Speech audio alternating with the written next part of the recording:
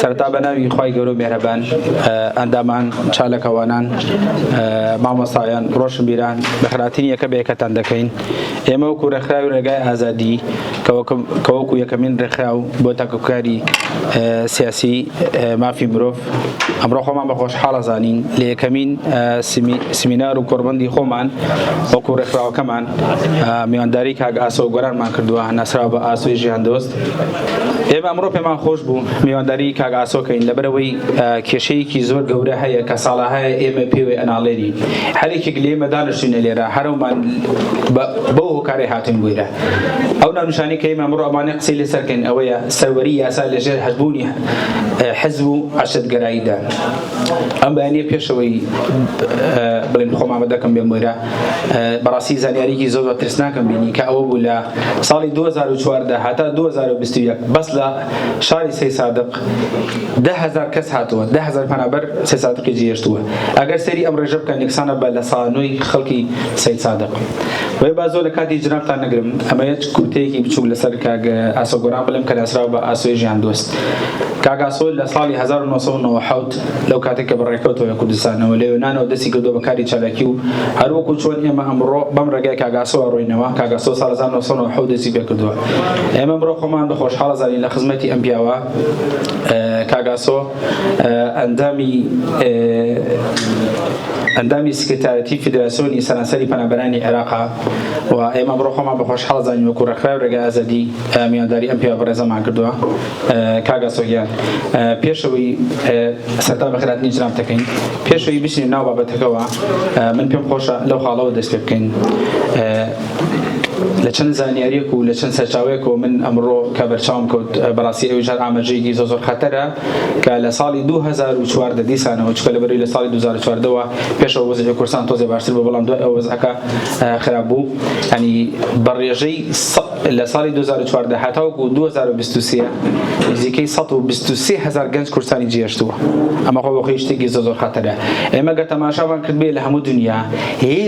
هێزی بەخۆتی هەر نیشتیمانێک یاخود هەر گەلێک گەنجەکەیەتی یاخود چینی گەنجانە. ئێمە بەو ڕێژە زۆرە ئەو گەنجە ئەو هێزە لە وڵاتی ئێمە دەرچووە چۆتە شوێنی کەتر ئەمە خۆ بەخۆی ئاماژەیەکی زۆر خەتەرە ئاماژەیەکی زۆر ترسناکە. ئێمە مانێ پرسیارە لە جەناب بکەین ینی ئەم کۆچکردنە بۆ ئێمە هەمومان دەزانین کە لە بەتایبەتی لە شەرق الئەوسەتە لە ڕۆژهەڵاتی ناوەڕاستە پشنەبەستن بە یاسا واتە خەڵگەرایی عەشەتگەرایی کاتێک کە هۆکارێک کێشەیەک شتێک دروستە بێ ئێمە لە باتی بگەڕێنەوە بۆ یاسا پشت بە یاسا بەسین بە یاسا حەلیکەین هاتوین لە ڕێی عەشرەت و لە ڕێی کۆمەڵە حیزب بووینەکەوە هاتوین کێشەکان چارەسەرەکەین. ئەمە خۆی بەخۆی یەکێک لە هۆکارە سەرەکیەکانی کۆچی گەنج. ئێمە پرسیار لە جەناب دەکەین پرسیارەکە لێو دەست بێکە ئەم کۆچە بۆ ئەم کۆچە ترسناکی لە چیایە و سوودی ئەم کۆچە لە چیایە فەرمووی جەنابتان توان قسە بکەن. من زۆر سپاسانەکەم طبعاً بەم جەوە ئێوە لە بەعزێکتان لە ڕێی دوورەوە هاتوونە کە جۆ لە من بگرن و بە یەکەوە مناقەشە بکەین و ئومێدی ئەوە ئەکەم کە من دەرچووم و لێرە ڕۆیشتمەوە لای کەمی ئەگەر لە سەتا دەش بێ قسەکانم خێرێکی تیا بوو بێ بۆ ئایندە و بۆ ژیانی ئێوە. چی من بڕۆم بەوە هەیە ئێمە هەمومان ئەتوانین خێرمان هەبێ بۆ ئەم کۆمەلگای مرۆڤایەتیە و بۆ خۆمان و بۆ خێزانەکەمان. بەڵام بەشێکمان بیری لێ ناکەینەوە چۆن دەست پێ بکەین چۆن بیکەین. بەڵام هەمومان ئەتوانین ئەگەر ئێمە لە جێی خۆمانەوە باش بین کۆمەلگاکەش باشە بێ. بەڵام من ئەگەڕێمەوە بۆ ناو تایتڵی ئەو کۆڕەی کە دانراوە بۆ پرسیارەکەی کاک سیلوان و هەموو ئەمانە ساڵی 1997 گەیشتمە یۆنان جمعەیە هاو لە پەنابەری کورد بوو کەم بوو کۆڵان و قوشبن نەما بوو وتم تۆ بڵێ هێشتا خەڵک بێ ینی تەسەوڕمە کرد ئەو کاتەیتر کەس نەیە ئەوەنە خەڵک هاتبوو وتم لەوەی کوردستان شۆڵ بێ و ئەمە ئێمە ئاخر وەزبین و ئەبێ ئەوەنە قورس بوو پەڕینەوە لە تورکیا بۆ یەنان لە یۆنان بۆ ئیتالیا و بۆ ئەوروپا ئیتر وتم لەوەی هەر کەس تاقەتی نەبێ بێ کەچی ئەوە من پیر بووم لە ئەوروپا و تازە لەوەی زۆربەی ئەم گەنجانە هەر لەدایک نەبوو بێتن کە من لە ئێرە بووم وتم ئەو کۆتایەکەین کەچی تازە ئەم گەشایی پەنابەری کوردە و دنیاش بەردەوام دێتە ئەوروپاوە. ئەگەر ئێمە بگەڕێنەوە بۆچی پەنابەری بەردەوامن جاما گەر خۆی پرسیارەکە هەم بە شێوەیەکی گشتی توانین بیکەین هەم لە دنیاە هەم لە عێراق و هەم لە کوردستانیشە پێم وایە ئێمە هەمومان کوردین و هەمووشمان هەوزان هەر خەڵکی باشووری نەتوانین بۆی باشتر سوود بەیەک بگەینی زۆر تەریز بینە سەر هەرێمی کوردستان و بۆ ئەوەی بزانین نینەکەمان کوردکەینەوە بۆی لە یەکتر تێبگەین. بەداخەوە کە خۆتان نەزانن لەوەتی کۆمەلگای مرۆڤایەتی لە گەشەکردنایەوە زیادی کردووە، بەردەوام شەڕش زیادی کردووە، داگیرکاری زیادی کردووە، دیکتاتۆریەت زیادی کردووە. تویش کۆمەلگا تا بچووکتر بێ کێشەکان بچووکترە، تا گەورە و فراوانتر بێ کێشە و مشکیلەکان و داگیرکاری و دیکتاتۆری و سەرکوتی ئازادی و هەموو ئەمانە زۆرترە بێ. بۆ ئەمەش ناڕەزایەتی زۆر بێ، بۆ ئەمەش کێشە و گواستنەوە و سنوور جێهێشتن و ئەمانە هەمووی زۆر بێت تا ینی هەر دروستبوونی دەوڵەت لە دنیا تازەیە، ینی تقریبا لەوەی 120 ساڵ 140 ساڵێکە دەوڵەت هەیە، جنا پێشتر شتێکی ترە بوو، ئیمپراتۆرە بوو، ئەم ئیمپراتۆرەوە بوو، ئەوە وا بوو ئەمانە. بەڵام کە ئەم دەوڵەت و سنووربەندی زیادی کرد، داگیرکاری زیادی کرد، طموح زیادی کرد، سەرمایه‌داری زیادی کرد، ئەوانەی کە لە سەروەی دەسەڵاتە بوون ویستیان زۆرترین سەرمایان دەستکەوێت، ویستیان زۆرترین داگیرکاری بکەن. بۆ ئەمەش مرۆڤ بەردەوام بە دوای ئازادیەوەیە، مرۆڤ بەردەوام ئەیەوێ بە ئازادی بژێ، قسە بکە، بەرکەوێت، جوڵە بکە. ئەمانش هەمیشە ئازادیان سەرکوت کردووە، بۆیە بەردەوام مرۆڤ ویستێتی سنوورەکان بپڕێ و بچێتە شوێنێکی تر کە هەست بە ئارامی بکە، بۆ بکە کە لەم شوێنە ژیانی سەلامەتترە وەک لەم شوێنەی خۆی کە تایە ئەژێ. بۆ ئێمەش هەمیشە وا بووە. بیرتان نەچێ ئێمە پێش بڵین ڕاپەڕینی 1991 ئێمەی کورد لە زیندانێکی گەورەیە بووین لە کوردستانی عێراقا. ئێمە هیچمان پاسەپۆرتمان نەبوو، ئێمە هیچمان نامازانی سەفەر و گەڕان و فڕین و ئەمانە چییە. وە لە ناو هەموو ئەمانەشە ئێمە بەردەوام لەژێر فشارێکی سیاسی گەورەیە بووین. خۆتان نەزانن لە ئەنفالەوە، لە جینۆسایدەوە، لە هەڵەبجەوە، لە هەموو ئەو ڕووداوانەی کە ڕوویاندا بوو لە پێشە لەسەرەوە بوو کە ئێمە باسی ئازادیەکەین و لەسەر ئازادی بووە، لەسەرەوەی مافی ئازادیمان نەبووە، ئێمان بەم دەردە بردووە کە بینیمانە. بەڵام کە ڕووداوەکانی ڕاپەڕین و ئەو ئاڵوگۆڕی کە لە عێراقا ڕوویە، هەر کەسێک لە ئێمە خەونێکی هەبوو. ئەوانەی کە لە تەمەنی ئێمە زۆر ئێمە و کاتە گەنج بووین، ئەوانەی کە بەشێک هەر بەهۆی سیاسی و هاتیبوونەوە ئەوروپا و کەدا، خەونیان بەوە بوو کە بینەوە لە کوردستان ژیان بکەین جارێکی تر، ژیانێکی ئارام، ئازاد، خۆش، باش بەیەکەوە بوون. هەموو ئەمانەی کە ئەو دەردەسەری کە لە پێشترە تووشمان بوو جاریشی دبینەوە سەرەوەی کە ژیانێکی باشترمان ئەلێ بێمە هەر بەدەستەوە بێ بزانین چونکی ئەسەکەم تۆزێک ئازادی منی هین کردووە، سنوردار کردووە بۆی قسە بکەم. نابێت. بەڵام بەداخەوە دیارە هەر وردە دوای ئەوەی کە بڵێن پرۆسەی ڕاپەڕین چووە، قۆناغێکی ترەوە چووە، هەڵبژاردننی پەرلەمانەوە چووە، ئەوەی حکومەت و حیزب بە شێوەیەکی تر هاتنە ئاراوە، ئەو خەیاڵ و خەونانەی ئێمە بەشێکی زۆری لە بارچوو بەداخەوە. ئەو خەونانی کە ئەوە بوو کە ئێمە من بۆ خۆم بۆ نمونەبووم بە مامۆستا 2 ساڵیش مامۆستایەتیم کردن جاجێم هێشت. ژیان چی دوای جێهێشتن یان دوای ئەوەی کە خوێندن تەواوەکەی توەتەوێ ژیانێکی ئارام بۆ خۆت و بۆ کۆمەلگاکەتە بێت، کە خێرێکتە بێ بۆ کۆمەلگاکە تۆ بێ هەموو ئەم خەونانە جێبێڵی تازە بێ لە بەم هەموو ڕێگا چەرمەسەری کە دەیان هاوڕێ کە سوکاری ئێمە لەم ڕێگایە بوو بە قوربانی تازە بێ داوی پەنابەری بکەیت و فەیسەکە و قبوڵ بوو ڕەبز بوو دەست بە ئیشێ بکەیت. بەشێکی زۆری ئێوە لەوەیە لە کوردستانە ئیشێکی زۆر باشتان هەبووی، بەڵام نائەدالەتی و نابەرابەریەکە هاتووە سەری بەشێکی زۆری ئەم گەنجانەی کە دێن دەست بۆ ئیشی غەسڵە بن، بۆ ئیشێکە بن کە خەڵکی تر نایکە مەجبورن ئەمان لەبەر ئەوەی سەرەتای ژیانان لە دنیایشی تازەیە دەستی بۆ بەرن بیکەن. بۆیە بە بڕوای من بەگشتی ئەم مەسەلەی فرامۆشکردنی ئازادی، ئەم سەرکوتنی ئازادیە بەرئەنجامەکەی ئەوەیە کە حیزبیان دەوڵەت لە هەر ئەگەر ئێمە بەگشتیش بەحسی ڕۆژهەڵاتی ناوەڕاست بکەین، من پێشتر کە ئەو کاتە لە سوید 10 ساڵ ژیاوە کەمپەکانم زۆر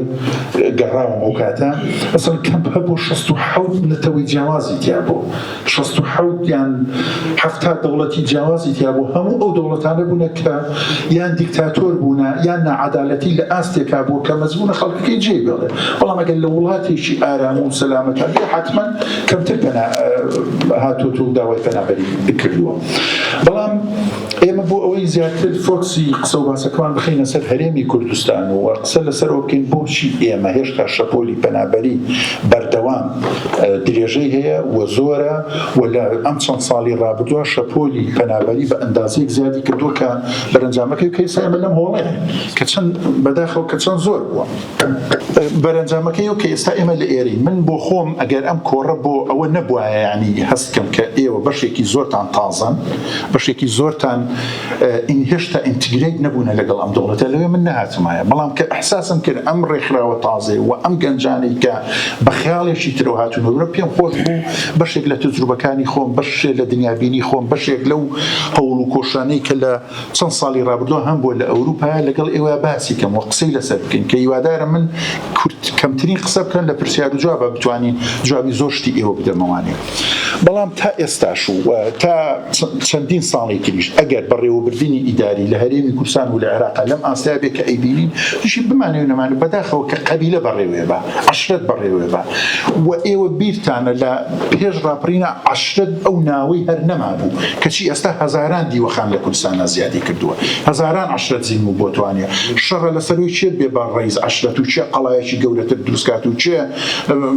دیوەخانەکەی زۆرتر بێت و ئەو پارەی لە دەوڵەت وەریەگرێت زۆرتر بێ بۆی دەنگێک بە حیزب بدە هەموو ئەمانە ژیانی ئینسان بەرتەسکەکەنەوانێ ژیانێکی مەدەنی مۆردێن کە لە ئێستا هەیە بە عەشرەت و بە حیزب و بە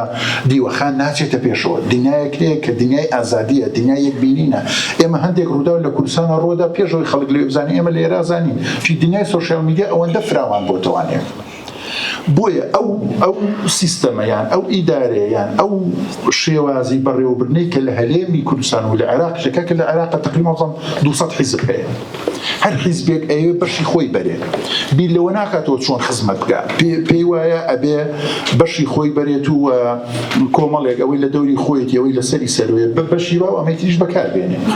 حیزب و پەرلەمان هەیە لە عێراق مەسەڵەن ئەڵێ بەس تۆ دەنگ مەدە بەمە تۆ ئەمە دە دەفتەر ئەمە 5 دەفتەر نازم ئەوە ئەنی بزنسەکەن بە ژیانی خەڵکەوە و ڕێک ئەمەش لە کوردستانە هەروایە لە کوردستانی خۆمانە ئەگەر لە چەند ساڵی ڕابردووە ئەم حیزبانەی کە لە حکومەتان نەک بەزێچێتی پارتی هەموو ئەوانەی تریش بەسەرمی خۆیان خەتایان هەیە تاوانبارن لەبەرەوەی تۆ ئیدامەی ئەو سیستەمە ئەدەی و ئەو سیستەمە ئەبەیتە پێشەوە کە خێری بۆ خەڵک نییە چونکی ئەگەر ئەم سیستەمە بتوانێت هێزێکی پێشمەرگەی یەکگرتوو دروست بکە ئابوورێکی سربەخۆ دروست بکە دادگایەکی سربەخۆ دروست بکە لەوەی ئێمە زۆربەی زۆرمان لە ئێرە نەبووینە دادگا حیزبی جێشی حیزب و گروپ بوو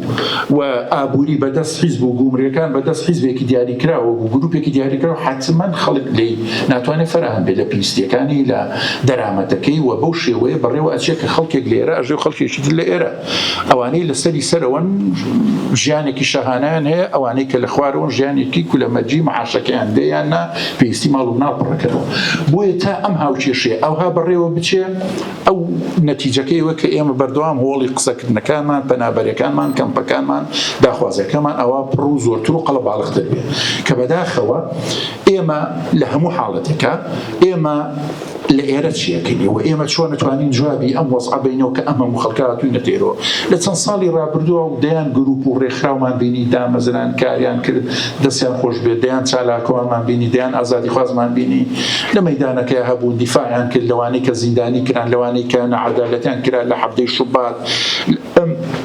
لە زیندانەکانی بادینان لە دەیان ئەو دەست درێژانی کە دەوڵەتەکانی دراوسێ کردویانە لە مەعاش بڕین لە مامانگرتی مامۆسایان هەزاران گەنجی وەگەوە لە وڵاتەکانە بە کەم تا زۆر نەخشیان هەبووە لە بەرگریکردن لە هاتنە سەرجادە لە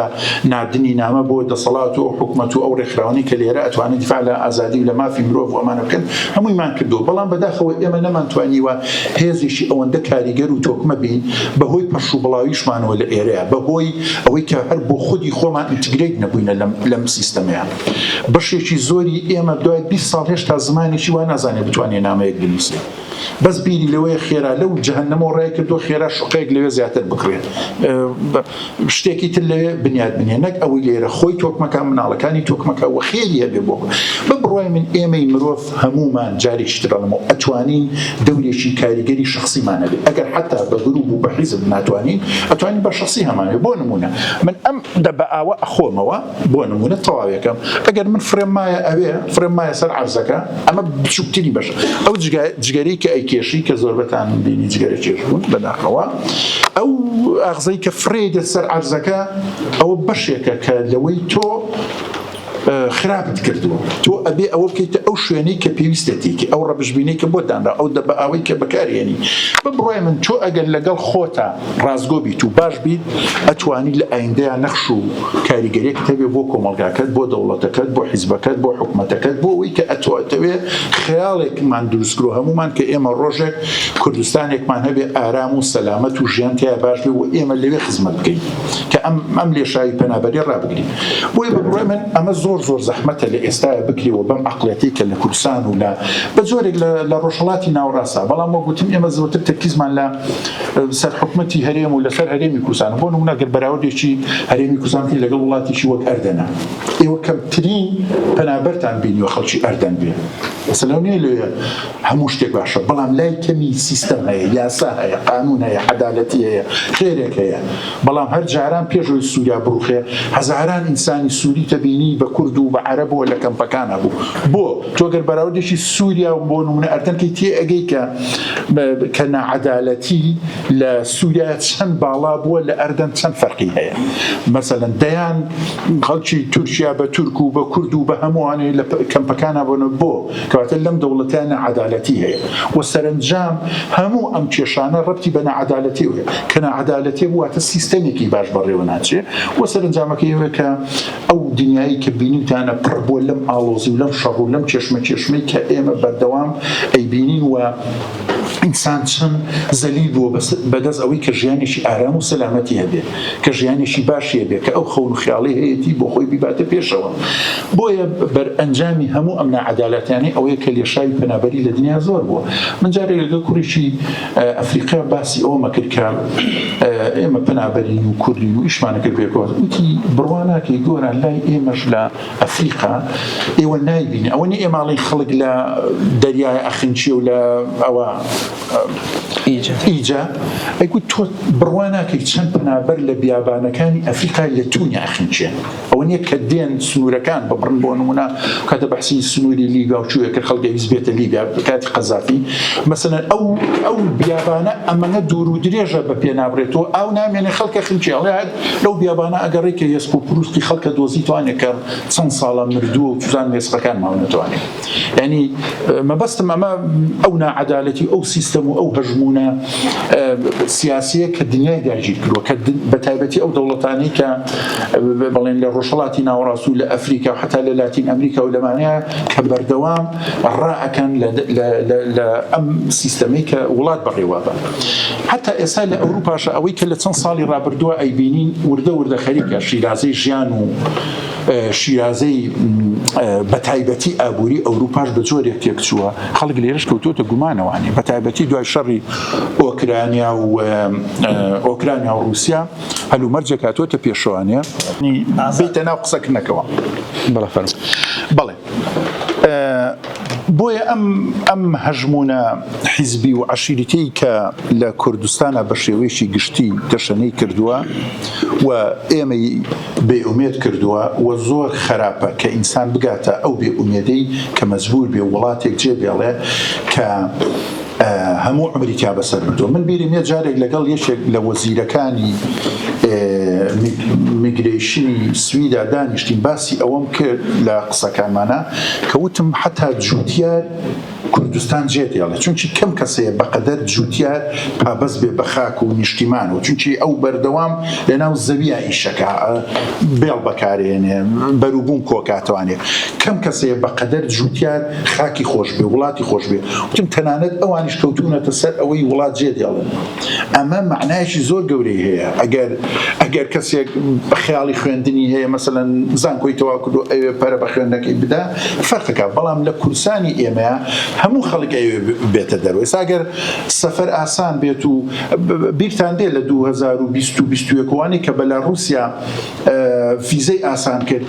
خۆ بە لێشاو خەڵک لە کوردستان و لە عێراقی شەو هاتنە بەلاڕوسیا بەس بۆی بێنە ناو ئەوروپا. و کاتەم لە لیتوانیا ئیشمەکرد لەسەر حدودەکەی بەلاڕوسیا بووین. ئەم ڕۆژگارە پەنابەر ئەوەی کە هادیان یەزیدی بوو یان کورد بوو بەگشتیان عێراقی بوو زۆربەی کەم تا زۆر ئەفغانی و ئەفریقی ئەمانەشە بوو. یعنی ئەگەر سنوور و سەفەر ئاسان بووە لەوێ بەشێکی زۆری کوردستان بیگوازایەوە و باتیا لە ئەوروپا بژێ. چی ئەمەنگە ناڕێکەکانی بینیوە کوڕی مەسئولێک ئەوە بە شقارتێک ئەگەر لە باخێک بەرەدا لە شاخێک بەرەدا بە سڵحێک بە لێبوردنێک لە تەلەڤیزۆر حالی ئەکا، بەڵام کەسێک کەم ئەندامە یان دیسەیبڵە 150,000 دیناری هەیە لەمانەکە وەری ناگرێ وەنایدەنێ و تأخیری ئەکەن کە کەمترین بێنە پێش ساوت کەم ئەندامێک یعنی خەڵک لە بەریتانیا ئەمانە ئیش لەسەرواکە بێ بەکەم ئەندام ساقیشە لەبەرەوەی ئەوانە بەنەفێتەکەی زۆر و باشە کەچی لە ئێمە کەمترین یارمەتیە کەسەکە وەریشی ناگرێ. ئەیتر تۆ چ ئومێدێکت بەمەخۆش بێ کە لە کاتێکە ئێمە خۆمان ئێستاشی پێوە بێ کوردستان یەکێکە لەو ناوچانەی سەروەتی زۆرتیایە، ئێستا دەرامەتی زۆرتیایە و پارێکی زۆر وەرەگرن و ئەم حیزب و دەسەڵاتانەی کە لەناو حکومەتان ئێستاش کە پەنایان بۆ عێراق و ئەوە بردووە، ئەوە نمایشە، ئەوە یوتۆپیایە، خەیاڵێکە بۆ ئێمەی دروستەکەن ئەجینا پارە و سەروەت و سامانێکی ئێجگار زۆر هەیە لە کوردستانە کە بەشی هەمومانەکە و هەمومان ئەتوانین ژیانێکی شایستە و شایستەمانە بێت کە بین لەوێ ژیان بکەین و وڵاتەکە ئاوادان بکەینەوانێ. تەسەورکەن هەر لە کوردستان ئەم دەسەڵاتە ماڵە ئەوە بێ ئیشی کردو ئێمە جاران هەموو بەروبوومێکمان لە لادێەوە بۆ هاو بۆ ناشار کەچێ ساڕێک ئەم هاوکێشەی پێچەوانە کردو لە شارەوە چێتەوە بۆ لادێ. لە لادەکانی کوردستانە پڕ بوو لە سەروەت و سامان، لە تووتن و لە پەمووەوە، لە خواردنەوە، لە ئەنی لە مەنتیقی ئێمە لە ئەغزەرە شووتی گۆبتەپە هاوینەکە بەشی هەموو ئەو مەنتیقانەی عێراق و کوردستانی شێکرد کەسی ئێستا لە شارەکانەوە شووتیشە چێ بۆ گۆبتەپە بیبەر و دەلوجە و نازەم تەماتە و خیار و ئەمانە. بۆیە ئەم سیستەمان وای لێ کردو کە کەس ئینتیمای نەبوو بۆ ئەم نیشتیمانە کە ئەم نیشتیمانە بەهێزکە بە قووەتی کا تا جێگر بێ لە شوێنێکا بێت کە پێویستی بەوە نەبێ خەڵکەکەی بێتە دەرەوە احتیاجی دەرو دراوسێ بێت و ئەم خواردن خراپ و پیسانە بێنێ. معنای نییە تۆ دەوڵەتێکی وەک کوردستانەکە بیان سنوورێکی وا دیاریکرا و باشەکە بێت تۆ بچی ماست لە دەرەوەی کوردستان بێنیتە ناوەوە، دۆ بێنی لە ئێران و لە تورکیاوە، کەرەوز و سەوزەوات بێنی. تۆ ئەمەنگای ئیشی خراپە لەسەر ئەم دەوڵەت کردو و وێرانت کردووە لە ڕووی ئابووری و لە ڕووی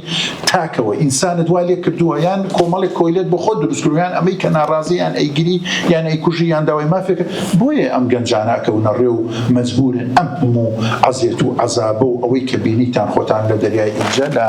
کاڵێ لە مەسنوورە چی گەنجمان لە دەست داوە چی خێزان و خانەوادەی ئەم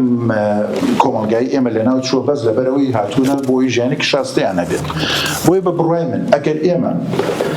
جارێکی تر من ئامانجم ئەوەیە کە ئێمە هاتووینەتە ئێرە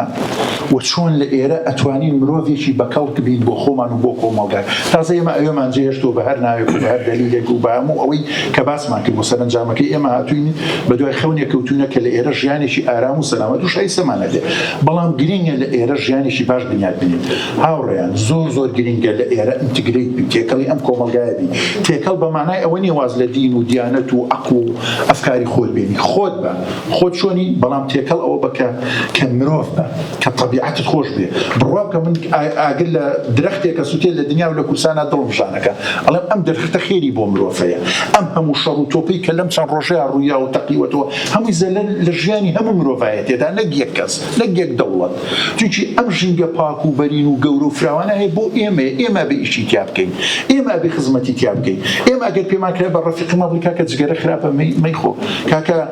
شوشەیەک لەوێ کەوتو تۆ هەڵی گرۆمەڵی ئیشی من نییە، تو ئیشی تۆیە لەبەری لە ئاخرە ئەم شوشەیە قاچی کەسێک بریندارەکە، سیاری کەسێک پەنچەرەکە، خەڵک فرێداتە ئاوەوە. هەر ئەوەی کە بینیمانە لە سەیران و سەیرەنگاکانی ئێمە ئێستا خەریکە کۆمەڵێک گەنج و شیار بوو نەتوانێت ئیش لەسەرماکەن. بۆیە بە بڕای من ئێمە ئەتوانین لە ئێرەوە لە ئەو لەحەزەی کە بەیانی لە ماڵەوە دەرەچیتە دەرەوە تۆ ئەبێ نیەتی باشکردن بێ، نیەتت ئەوە بێ خێرت هەبێ. تۆ نابێ مرۆڤێکی زیندوو بی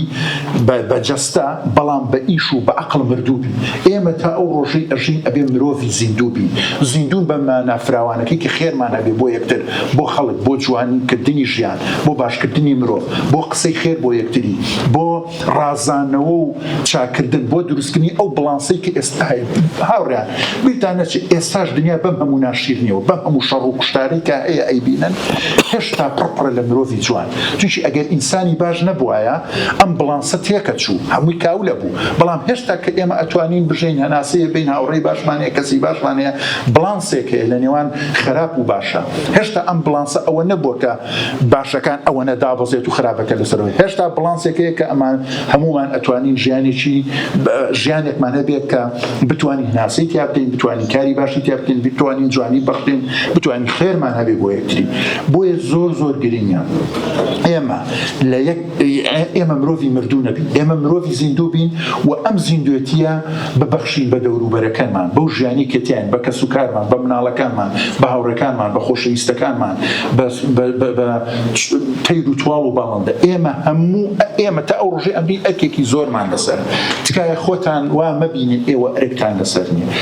هەر کەسێ لە جێی خۆی یەک دنیا ئەرکی گرنگی لەسرە بۆ باشترکردنی ژیان، بۆ بڵانسکردنی نێوان شەڕ و خێر. بۆیان دەست خۆش بێت 5 دقەمان لەبەردەستە، ئەمە ئەم 5 دقە بمێنێتەوە بڵێن بە کۆتا پرسیاری خۆم بێ و دوجاریش ئەندامان بەڕێزان دوای پرسیاری وەڵامان دەبێت. ئەمە کۆتا پرسیاری من دەبێت وەکو ئەمەی دیبێتەکەی ژەنابێت. ئێمە وەکو چالاکەوان ئەرکی ئێمە چیە لەم کاتەیە کە وڵاتی خۆمان جێهێشتووە؟ ئایا چی ئەرکێک ئێستا لەسەر ئێمە پێویستە بگیرینە بەر؟ بەڵێن خۆ بەشێکی قسەکانی مە بێ سەر باسم ئەوە کرد. من وتم ئێوە فێری زمان بن، ئەگەر ئێستا پێویستە لە خەسڵایشکن دەستان خۆش بێ بیکەن تا ئەچنە سەر، بەڵام ژیانتان ئەوە نەبێ بەس ئیشی خەسڵکەن. بی لەوە مەکەنەوە بە جگەرە بفرۆشن لە دوکانەکانە، بی لەوە بکەنەوە مرۆڤێکی جوان بن بۆ ئەم ژیانە، بەهێز بن، بڕاتان بۆ بێ زمان فێر بن، خوێندنی باش بکەن، بزنسی باش بکەن، هاوڕێی باشتان هەبێ، گروپی باش دروستکەن و هەتا ئەو ڕۆژەی ئەمرن لەسەر ئازادی یەک سەرڕەش لەسەر خواستی ئازادی دامە بەزن، لەگەڵ ناعەدالەتیە بەرامبەر بوەستن و لەگەڵ دیکتاتورە بەرامبەر بوەستن و گۆڕەپانی ئازادی و مرۆڤ دۆستی خۆتان فراوان کەن، تومنتۆڵی کەن، بەهێزی کەن، بەیەکەوە بن، ئینتیگریت بن، ژیان دۆست بن، مرۆڤ دۆست بن. ئێوە زۆر شتان پێکرێت، بە تایبەتی ئێوە زۆر گەنجن، هەمووتان ئەوڵی عمرتانە ئەتوانن یەک دنیاکاری باش بکەن بۆ ئەوەی کە ئایندەی وڵاتێک گەشتکەنەوانێ، ئایندەی وڵاتێک بە ئەندازەی ڕۆشنکردنەوە کە سبەینێ ئەگەر ئەمڕۆ دنیا وایە هاوڕیان بڕوا بکە ئەوە نە ئاڵ و گۆڕەکان سەریعا لەوەیە لە 5 ساڵی تری ئایندەیە هەموو هاوکێشەکان عکس بێتەوە ئێمە بگەڕینەوە بۆ کوردستان و ئێمە لەوێ خێرمانە بێ بۆ خەڵک لەو زمانی فێربوونە لەو کەلتورە جوانە ئینسانی. هاوڕیان ئەوروپا ئەگەر سیستەم و